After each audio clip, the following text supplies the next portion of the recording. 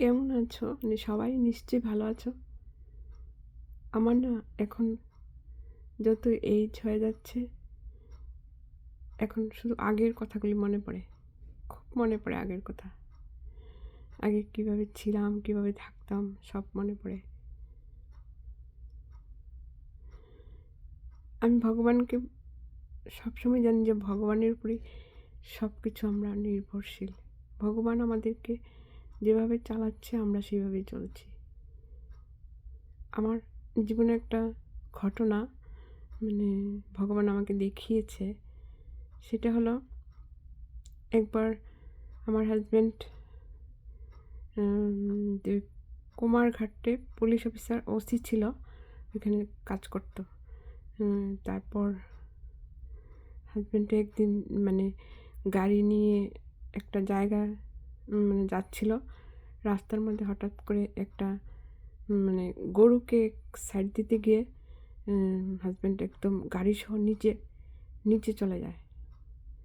তারপর গাড়িটা রড একদম সব কিছু বাঁকা হয়ে গেছে, কিন্তু আমার হাজব্যান্ডের কিছু হয়নি। তারপরে ওকে লোকজনরা সবাই এসে তুলেছে উপরে। আর আমি তখন ঠাকুর পূজা দিচ্ছিলাম।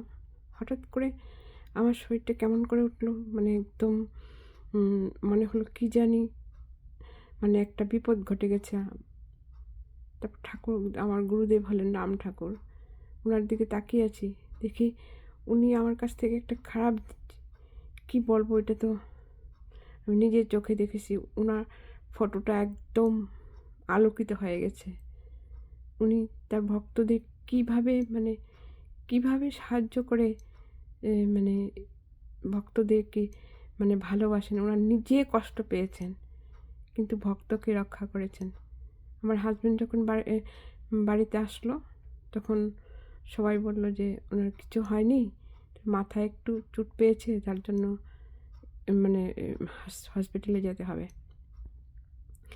এই যে গাড়িটা দিয়ে অ্যাক্সিডেন্ট হয়েছে, ওই গাড়িটার রডগুলো ছিল না, ওইগুলি সব বাঁকা হয়ে গেছে, কিন্তু আমার হাজব্যান্ডের কিছু হয়নি।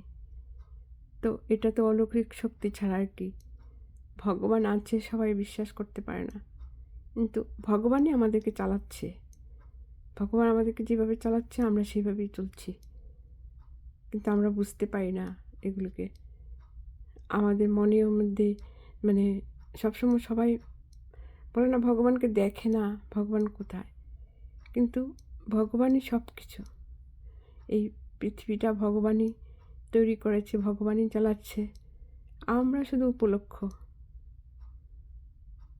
ওই সেদিনের ঘটনা থেকে আমি বুঝতে পেরেছিলাম যে ভগবান ভক্তদের সাথে কিভাবে থাকে এবং কিভাবে রক্ষা করে। ভালো থাকো।